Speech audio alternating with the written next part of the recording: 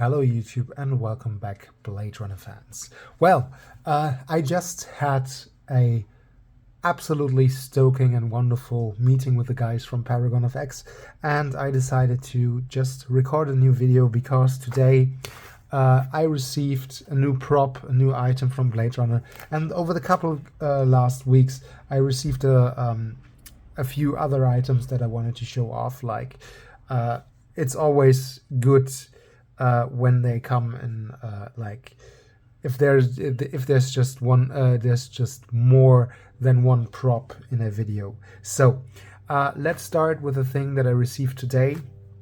It is an odd, like so to speak, it's a really odd prop, and it's not very prominent in the movie, but it is overall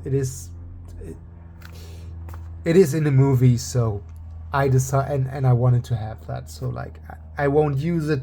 I won't use it for its intended purposes because it's really old. It's like one of the probably one of the oldest props that I have, because it's in its original state. It's not a reproduction of any kind or something like that. It remained unopened for like 40 years, and I will carefully, very carefully open it. I did some research on that, and I will tell you what it is after we open that. So let me unwrap it. So yeah, there goes this, and here we go. It's the wrong way around. It's a pack of Boyard's Caporal Ordinaire or Caporal Ordinaire Papier Blanc cigarettes. Those are the cigarettes that Rachel smokes in the movie just before the Voidkampf tests that Deckard takes on her, and that she also smokes during the movie, during other scenes.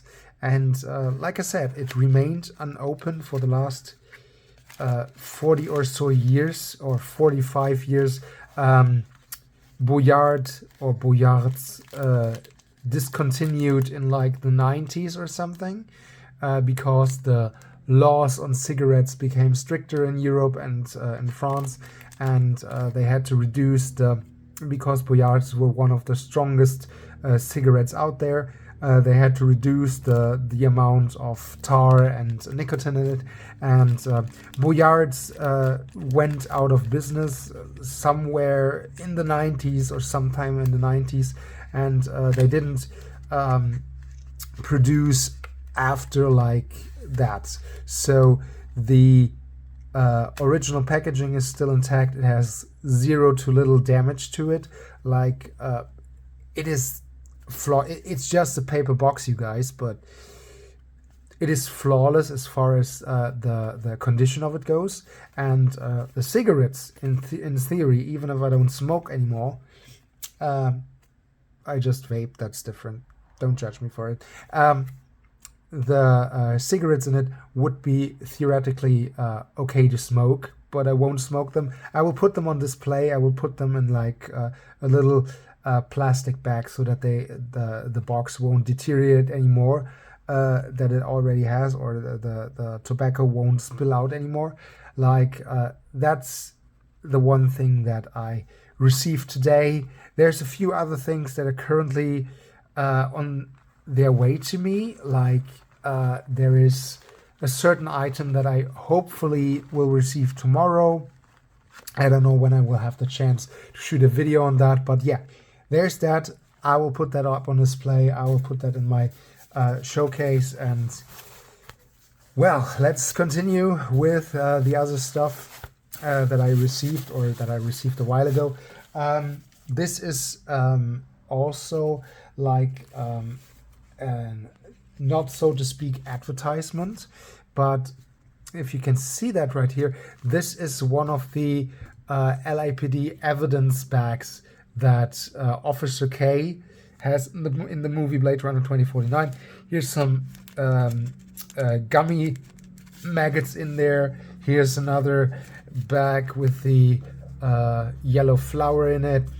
And as always, the RPF was really helpful on finding out what things were, like the correct writing on it, the correct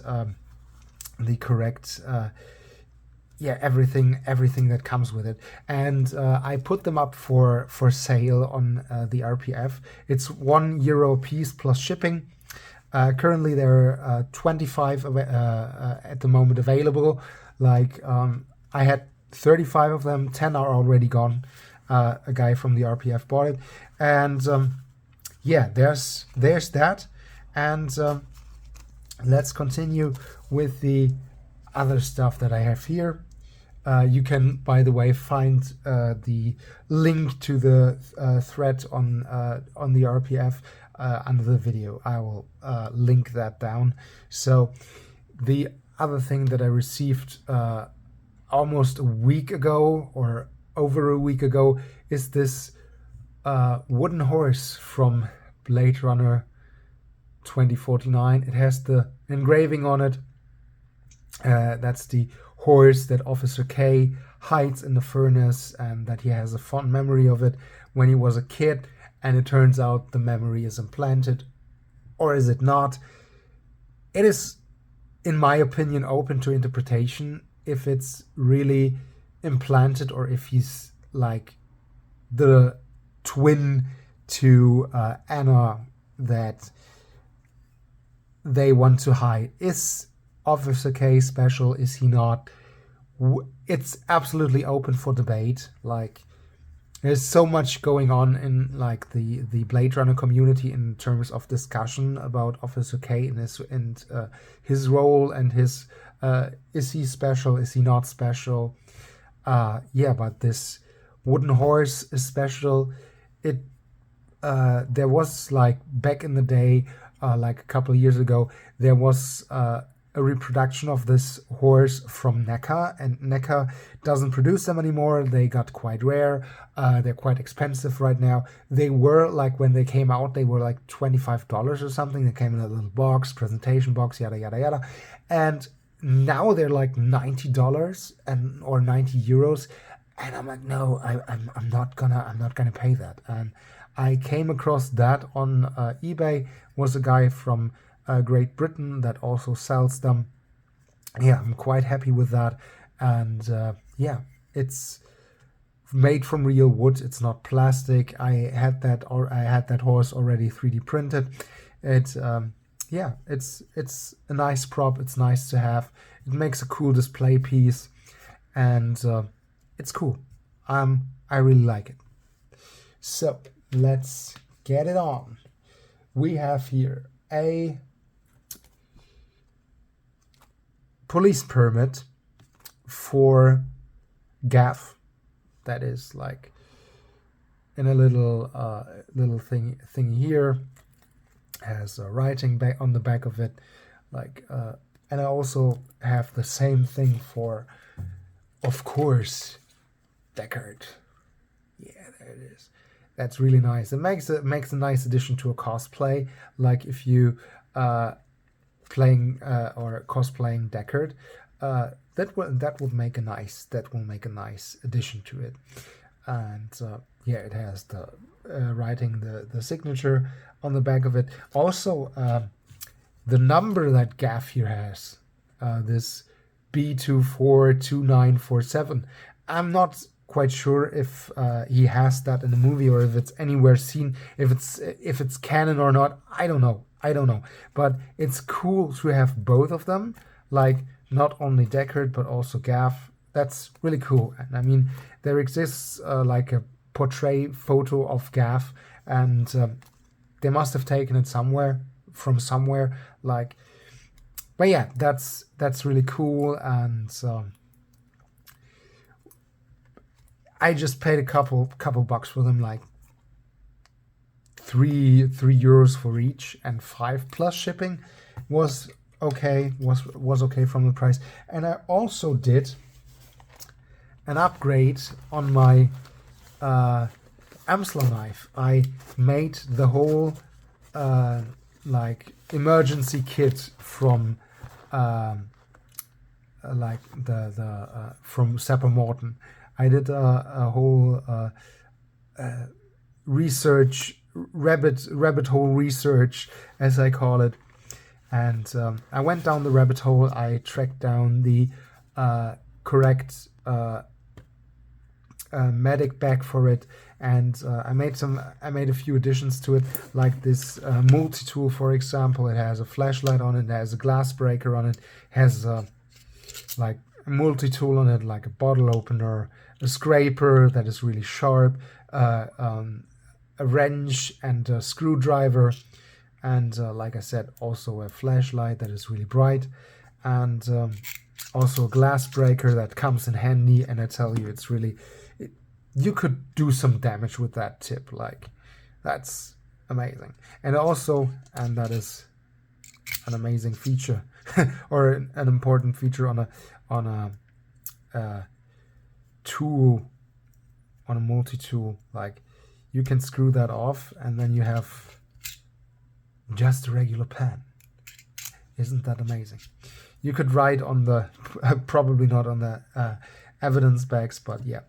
Also, Robert Amslers came back to me and sent me a couple of conversation pieces he had with a production company, and I'm not sure if I can share them in the video with you, but I can tell you what was in the emails, and for that I'm gonna open up my email program, go back where I have that mail.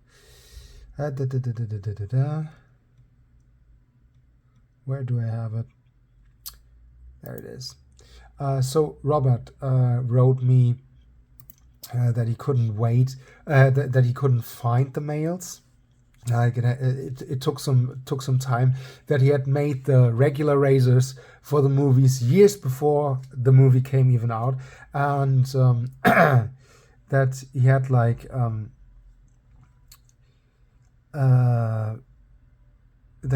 contact at Tad Gear at the time, and they were running with a promotion of the future of hand scalpels, because that's what it is. It's a hand scalpel. It's usually like a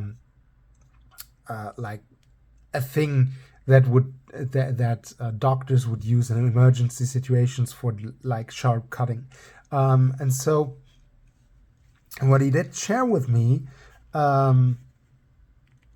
was that a guy named Doug Harlocker had contact with him, and that he recognized that guy because of his sharp or very thick Australian accent, and when he contacted him, he made sure that it really was him, and his assistant contacted him, and when he got a phone call and an Australian woman answered, he knew it was real. His voice is also very distinct. Yeah, that's what he wrote. So what he did was he sent out a couple of he sent out a couple different sizes of the razor blade, and he heard that Ridley Scott himself choose the size. And I mean, that is something that is really cool. I mean, imagine you're like a company that makes knives, and then you hear from the production like, yeah, okay, we want to do that. We wanna like feature your knife on our movie, and one of the world's most known directors chooses a size for your knife. That's really cool. And what he also did was he said, well, if my knives are featured in the movie, then I'm gonna make my company name as big as I can. And he was like, maybe they will cut it out, I don't know, but it was clear, it was clearly seeable and clearly identifiable, and that's what the guys on the RPF did, and that's when he got a lot of I guess like people who bought his knives, and his knives are almost sold out all the time. But kudos to that. Robert is a really amazing guy, and he's a really cool guy, and still thankful for the knife. Still using it on a daily basis for opening packages and stuff, and yeah, it's really cool. I really love it. So what else did he write in here?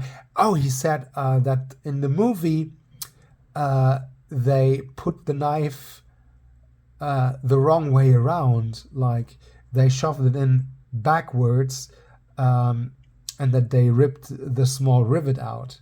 That's, well, wow, that's cool. And then he shared a couple emails with me that I cannot show here, and that he also censored the Skype name of Doug Horlocker, and yeah, it's just like really cool, and I just wanted to share that with you. But what I also wanted to share is what I did with this bag. It is almost it's not quite the same model. The original movie prop has like little O-rings, metal O-rings in here, and this bag doesn't have it, but it has the red cross on here. I was thinking about making a name tag for like Sapper Morton, but when you open it up, it just is a regular medic bag that I filled, and I told my girlfriend, like, if there's ever a medic emergency in my flat, there's the stuff that you can save life with. Here's some bandages, some gloves, just a regular package of like a usual medic pack that you would find in cars and such. But yeah, that's the medic bag of Sapper Morton. I upgraded. I'm still looking for the right model of glasses, like used glasses for Sapper Morton. I want to put that in here because you don't really see Sapper Morton's. He's a replicant and he doesn't need glasses, so to speak, but he still uses glasses as an amount of hiding tactic and stuff like that. And what I also did was I used the paracord like wristband to wrap around here, because this has a compass on it, this has a small cutting knife on it, and the like a little whistle on it. And I feel like if Sapper Morton has his like military background, he would use that for sure, like as an emergency feature, like for instance. And yeah, that's just something that I came up with, and that I'm really happy how it turned out. I will make it look more used, and probably if I have the chance to like go to a convention or something like that, I will probably cosplay either as Rick Deckard or Officer K from Blade Runner 2049. That is something that I want to do. That is all I have for today that I wanted to share with you. And thanks again for ParagonFX for having me on the show. I really can't talk about all the stuff that we talked about today. You will hear most of it in the podcast tomorrow or today, whenever I upload this video. I'm recording this on the 8th of August in the evening, and the episode will probably come out tomorrow in the evening or in the afternoon in the US. And yeah, that's all I have for today. Thanks again for watching, and see you guys next time, and bye bye.